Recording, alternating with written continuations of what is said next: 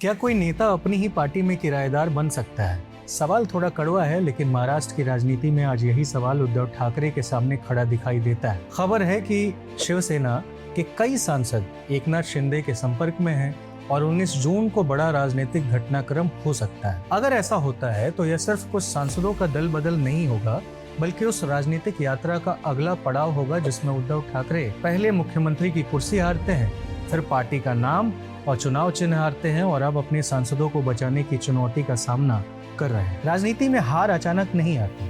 पहले सत्ता कमजोर होती है, फिर संगठन ढीला पड़ता है और आखिर में लोग विकल्प तलाशने लगते हैं। यही वजह है कि यह कहानी सिर्फ 6 या 9 सांसदों की नहीं है।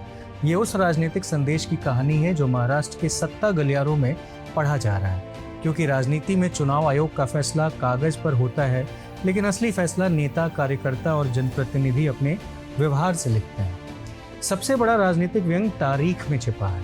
19 जून वही दिन जब 1966 में बाला साहब ठाकरे ने शिवसेना की स्थापना की थी। जिस दिन कभी शिवसेना अपनी ताकत दिखाती थी, उसी दिन अब उसकी ताकत गिनी जाने की चर्चा हो रही है। राजनीतिक गलियारों में कहा जाता है कि चुनाव हारकर नेता वापस आ सकता है, लेकिन अपने लोग छोड़ने लगे तो संकट सिर्फ संख्या का नहीं रहता, वैधता का भी हो जाता है। इसलिए असली सवाल यह नहीं है कि कितने सांसद इधर जाएंगे या कितने उधर जाएंगे।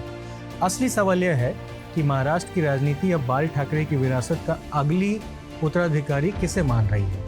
क्योंकि भाजपा और विपक्ष की लड़ाई अपनी जगह है, लेकिन शिवसेना की सबसे बड़ी लड़ाई आज शिवसेना के भीतर ही चल रही है और 19 जून शायद उसी लड़ाई का अगला महत्वपूर्ण अध्याय साबित हो सकता है।